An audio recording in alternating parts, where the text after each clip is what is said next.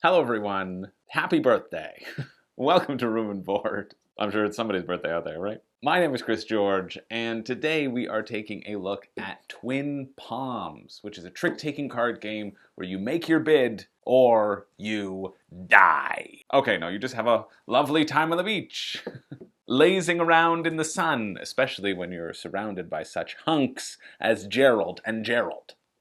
I know. They're both named Gerald. They had such a laugh when they found out.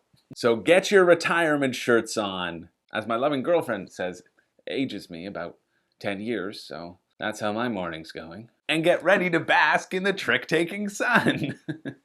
But the premise of Twin Palms is quite simple. If you've ever played Wizard or Oh Hell or Screw Your Neighbor or Bug Your Neighbor or any number of card games along those lines, the game boils down to make the number of tricks that you bid. You'll receive a hand of 10 cards every round and bid on whether you think you'll make 0 tricks or up to 5 tricks. Now, why can't you make more than 5 tricks when you have 10 cards? Well, because you're going to be playing 2 cards at a time. Now, where this game varies from other trick-taking card games, other than the fact that you play doubles thing, is that there isn't a trump suit. Normally, a suit is set out as the best suit that beats all other suits, kind of like Gerald's suits, and the rest of the cards remain equal. But here, there are a hierarchy of suits. The best pair you can play are Twin Palms, followed by Twin Dolphins, followed by Twin Sunglasses, followed by a pair of any mix and match. And then the hierarchy continues with non-pairs. Because if you talk to any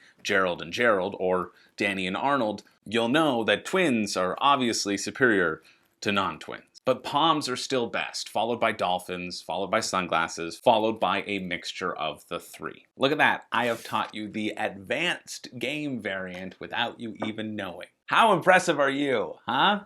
And so after you've dealt your hand, you're going to bid secretly on the number of tricks that you think you can win. And if you make that bid, you get a certain number of points. Pretty simple. To complicate things a little bit further, you also bet on how confident you are that you're going to make your bid. This is the only way that you can lose points in the game. Unlike a lot of games in this genre or that use this similar bidding system, you don't inherently lose points for not making your bid. You just make significantly less. But if you feel confident you are going to make that bid, you can risk as many points up to the current round number that you're on.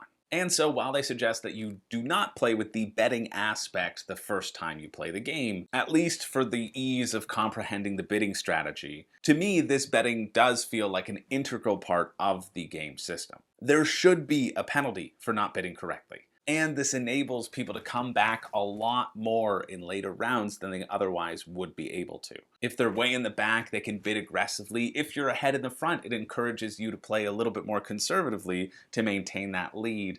And the mechanics balance themselves out that way so that the points generally end up being fairly close. And it's fun to have these different swings of points in the game. I like that a lot. But that's pretty much the game. You play a set number of rounds depending on the player count, and whoever's earned the most sand dollars at the end of the game gets an even earlier retirement.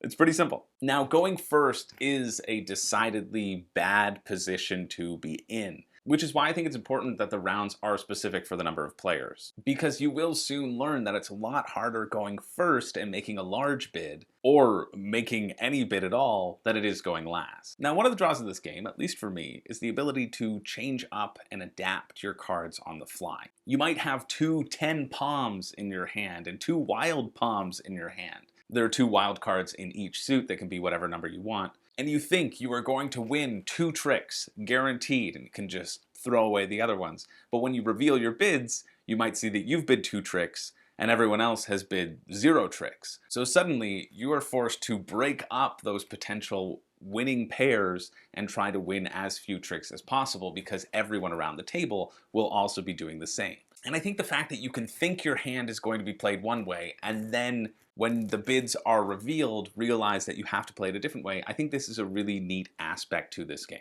And this is also why that I would recommend for card players or people who have played a variety number of card games to always start on the advanced mode, because the advanced mode just adds in the third sunglasses suit. The normal mode, you just play with 2 suits, and the easy mode, you just play with 1 suit, so people can get the sense of playing 2 cards at once, learning that pairs are better than no pairs. But with 3 suits, the chances are that a player has an abundance of same suited pairs is decreased significantly, and it allows for more rearrangement of your hand, which I think is, again, the draw to this game. Now, I do wish the bidding system on this were slightly different. I'm not a huge fan of everybody bidding at the same time because you don't get any additional information that way. There are so many possible combinations of cards, and since you can rearrange things on the fly, you never know if everyone's going to bid 3 tricks or if everyone's going to bid 0 tricks. And when everyone happens to bid the exact number of tricks, all the tricks claimed add up to 5, it often doesn't benefit you to throw a trick and screw someone else because you already know you have your winners. And so it makes for those rounds to be a little bit less exciting than when people bid and there are too many tricks or there are too little tricks bid. And so it's in this regard that I much prefer the screw your neighbor style of bidding where everyone bids in order and whoever is left at the end is not allowed to bid a number that would make it a perfect number of tricks, that everyone would be able to get their bid, and that there should always be someone who doesn't get their bid. I personally prefer that style of bidding more because it makes it a little bit tighter and a little bit more of a cutthroat game, but there's also no reason you can't just play this way. Have everyone bid in order and then everyone put their bets down at that time once everyone knows the bids that are projected or claimed, so that you have the option of doubling down or risking less once you've seen the lay of the land and your confidence has been shattered, like when I wear any of these Hawaiian shirts. I went through a Hawaiian shirt phase, okay?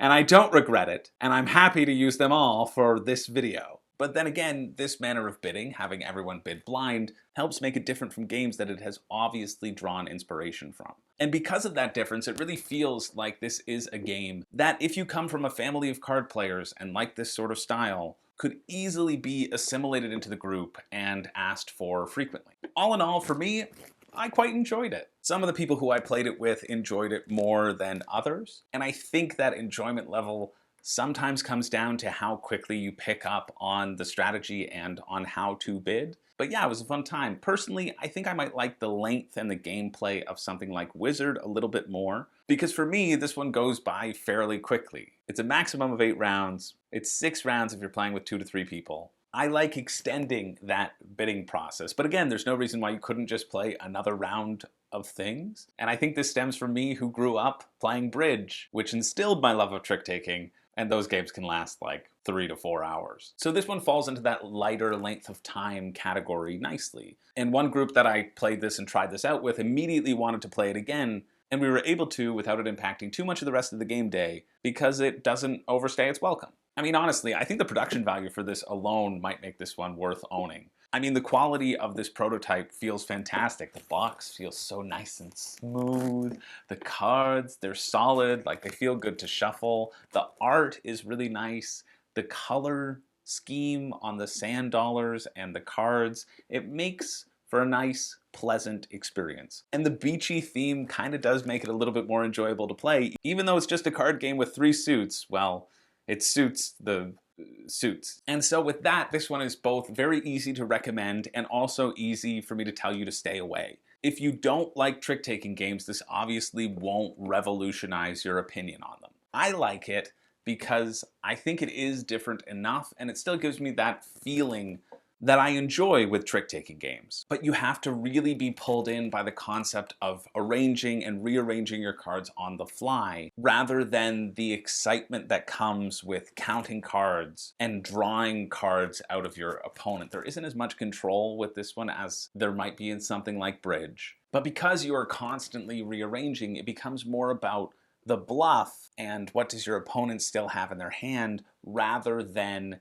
controlling the board and keeping track of everyone's cards in your heads. And I say constantly rearranging, and to be fair, that's not really the case. But at least you have the ability to rearrange. Generally, it'll come down to me rearranging my winners into hopefully losers. But I do still think that's pretty unique. And in terms of the player count, you can play with 2, and that's nice, it's fun, whatever. I prefer it with more players, specifically because there's one rule in the game where if 2 players play the same cards, they cancel each other out, and the person who didn't play those cards gets the trick. So there's a possibility for you to win by playing a 0 and a 1 that are unmatched. If your other 2 opponents are able to pair up their same cards, you'll inadvertently win the trick. And I think that sort of thing, while it doesn't happen very often, having the option out there for it to happen is pretty fun.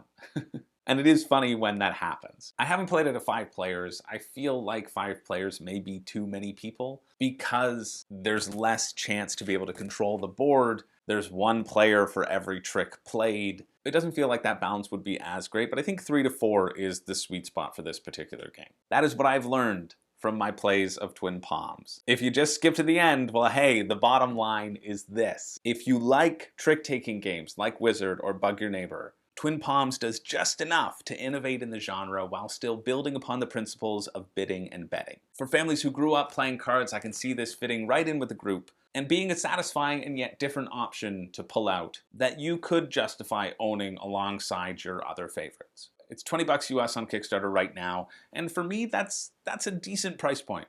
That's about exactly the price point that I would hope it would be. I think I would be happy if I'd pick this up for that price point, even though in essence it's really just one big deck of cards and some tokens. That's all you're getting. But the quality is there, the box is nice, the gameplay is fun, and it's a good game. I mean, it doesn't make me want to run across the beach naked, half because I'm self-conscious of Gerald and Gerald judging me, how they make me feel when I stand beside their Adonis-like figures, and half because I can also get the same feeling of joy from just a deck of cards and playing Bug Your Neighbor. But I think it's something I could really see my family enjoying. It's relatively easy to pick up the rules, and it's inviting enough once you explain how the betting works, and also don't forget to mention that wild cards exist, and that's what those W stand for in their hand the first time you're playing, which I will often forget if I don't have any wilds of my own.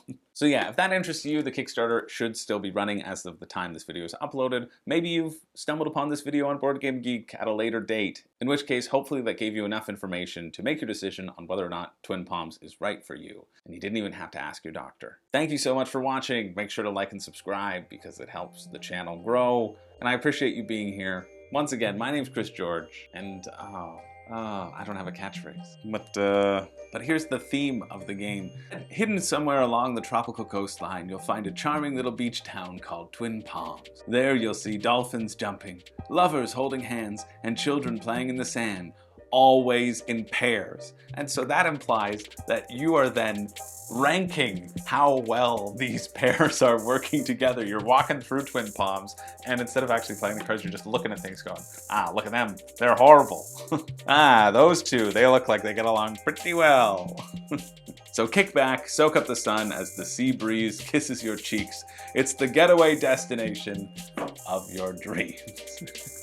I'll see you in the next one.